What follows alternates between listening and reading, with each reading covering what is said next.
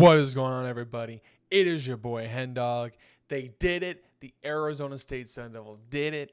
Number 21 Arizona State upsets number 14 BYU in Mountain America Stadium in very thrilling and bizarre fashion, 28-23. I don't even know where to start with this game. I don't even know where Kenny Dillingham refuses to punt. Just going for it. Or the fact that, he didn't need to in the first place, that for the longest time in that game, BYU's defense didn't even force a third down attempt. Arizona State's offense was just humming. Cam Skattebo, who else? Really, Ashton Denty is like the Heisman contender. He's the one, the guys for a reason. But if you're now looking at Cam Skattebo and you're seeing what this man is doing, then I really don't know what kind of football you're watching. You watch this guy, you watch and you feel it. It hurts. This dude will lay the wood. He'll lay the wood down on his 40th carry. It doesn't matter if it's his first carry or if it's his 50th carry. This man will lay the same amount of wood as he's been laying all game. He doesn't shy away from contact. He's willing to look for it. He literally reminds me of Marshawn Lynch. This dude wants contact. He's willing to take it. He's willing to eat it, but he knows he's willing to take it. He knows he's gonna win in that. So honestly, 28 carries for 147 yards. Just feed him, and feed him more. Like I said, he's just like Marshawn Lynch. He will go into contact, and he'll come on the other side of it, most likely winning, and most likely on the other guy on the ground. Such a great, reliable running back. It sucks that he's a senior, but I'm glad we even just have him in the first place. And then Jordyn Tyson. There's a wide receiver in Tucson that's supposedly the best wide receiver in college football. But, Jordyn Tyson's up there. This man had 9 receptions for 12 targets and 125 yards. This guy is athletic. He can go up and get it. He'll run guys. He can get separation. This young man is so talented. ASU, whether they can do well in the NFL or not, like N'Keal Harry, Jalen Strong, stuff like that. But in college, ASU produces wide receivers. Not unlike the level of LSU. I'm not saying we're wide receiver and stuff like that. But ASU has a history of producing good wide receivers. N'Keal Harry, whether he was a bust in the NFL or not, he's one of my favorite Sun Devils because he was such a great player. I remember the game against Arizona one year. I went to see it live in Tempe, where he literally could just throw a back shoulder fade like he did. I was in that corner of the end zone. Beautiful back shoulder fade. N'Keal Harry will win. He goes up, he high points it, he snatches it. It's over. Jordyn Tyson he can do it all too, just like N'Keal Harry. And then next year when ASU gets like a 6'7" number 1 JUCO wide receiver for Sam Leavitt, who is rated by PFF as one of the best freshman quarterbacks. The NIL thing sucks because you have to worry about that. And I imagine ASU is doing everything they can to fund money, and they've came out. Sam Leavitt's dad, Sam himself, everybody stuff like that. They're happy. He's happy here. Rossini, the AD, talked about how he's making sure that everybody's set up here for success. So they're Sun Devils, generational Sun Devils. If they can do that, that would be huge for not only this program's future, but just the state. ASU, when they're at the top, not even just like the top, like saying, top 10 rankings, but when ASU can just put good football out there, ASU fans are really passionate. They'll put on Madden America Stadium. Like I said, it's the same problem with Arizona Cardinals, Arizona Diamondbacks fans. There's just a lot of fans here. That was one of the biggest, according to the people at the game, when I've heard, there was a lot of excitement. There was a lot of hype. There's a lot of just passion brewing for Arizona State that you could feel that they had momentum on their side. But man, there's so much blue in that stadium. You could see it in the feed from the game. You could see it in pictures and videos from people at the stadium. And you just know it. BYU fans have a strong presence here in Arizona, along with other teams in NFL and NBA and stuff like that. But ASU continuing to put out good football like this A lot of fans throughout this whole season, more and more fans have been packing that stadium because they're believing what Kenny Dillingham is preaching.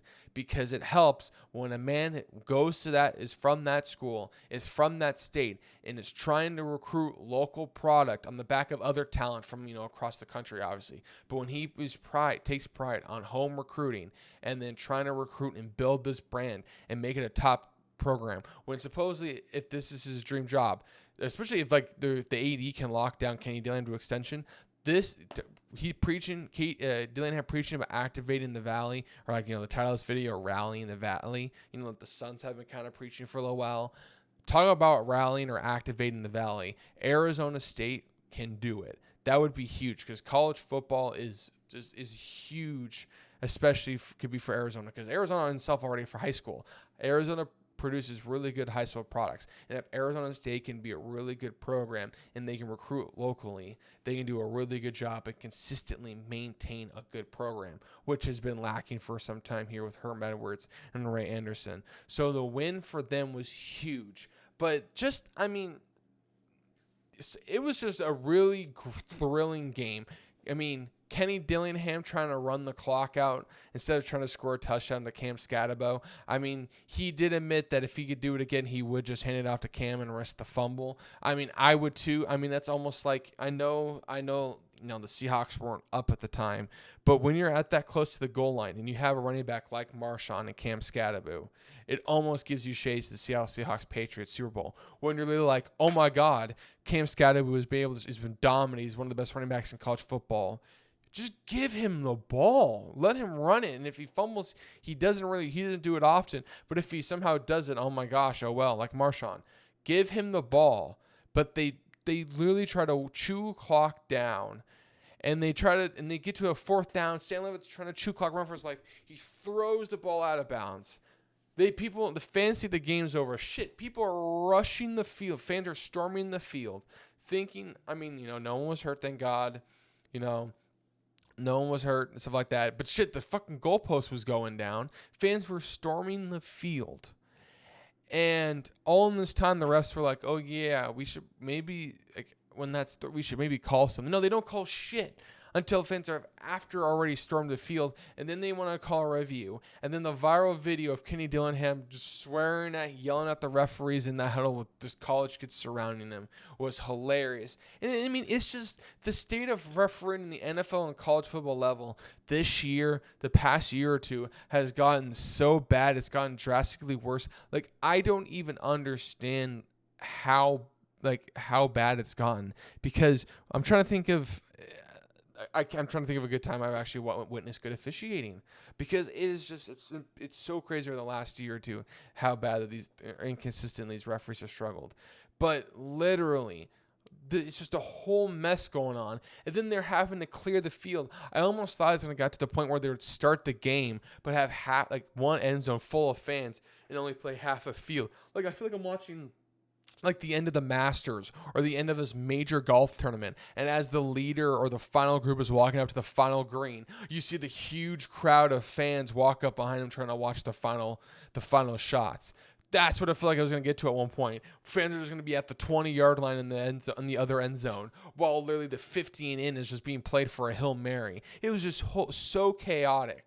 Almost as chaotic and just crazy as Kenny's play calling, with not even kicking field goals, punting. I guess he didn't have many opportunities to punt in the first place with BYU's offense not getting him to a third down. But he doesn't kick field goals. He doesn't punt. If I'm a punter or a kicker in high school in Arizona, why would I want to go to Arizona State? I love the play calling. I love the gutsiness by Kenny. I'm just saying, if I'm a kicker or a punter in high school, I'm not going to Arizona State because I'm hardly getting used. But that's hilarious. But it was a great win for Arizona State and for this program. And then next week, if territorial cups aren't any bigger, Arizona State, Arizona, Arizona's going to play spoilers so bad, and I really do not want to lose to Arizona. I really don't. It's a 1:30 kickoff game in Tucson. Arizona State cannot lose to Arizona. Arizona has struggled all year. Their coach isn't good. I personally don't think he's good. When Jed Fish left and I saw who they hired, I was like, oh my gosh, wow. So Arizona, and then Kenny Dillingham's been talking a lot like today and stuff about the rivalry and how he was embarrassed and has a bad taste from the game last year. So going to Tucson, just making a statement win of Arizona, putting that to bed, and then going into the Big 12 Conference Championship game and doing work. There's a fear that we could play BYU in the Big 12 Conference Championship game. I don't want to do that. I mean, other than like Utah winning the Pac-12 championship, I think that one year where they beat Oregon twice in one season, they did it in the regular season, and they did it in the Pac-12 Conference Championship game. I think that was Utah that one year that did it. Other than Utah, there's not a whole lot of teams that are able, teams' success that I can recall are not good when you have to play them twice in a row in college. So the fear is if we play BYU, I don't want to play BYU. I'd rather play someone like Iowa State. I don't know if I want to play Colorado either. But I think, no, that wouldn't work. I'd prefer to play Iowa State, please. Someone new, someone fresh, and honestly a little biased. I think we have a better chance. Iowa State's a good team. But BYU in that second half was very scary. And I think I'd rather play Iowa State than BYU. But first, we got to beat those freaking Wildcats. I always want to beat them. I hate losing to them. Sports-wise, I don't like this school. I hate seeing them have success. So beating them is imperative. I want to win. So let's go Sun Devils. Huge win against BYU. Let's keep the momentum going. Let's activate the Valley. Let's rally the Valley. And let's get the state popping again.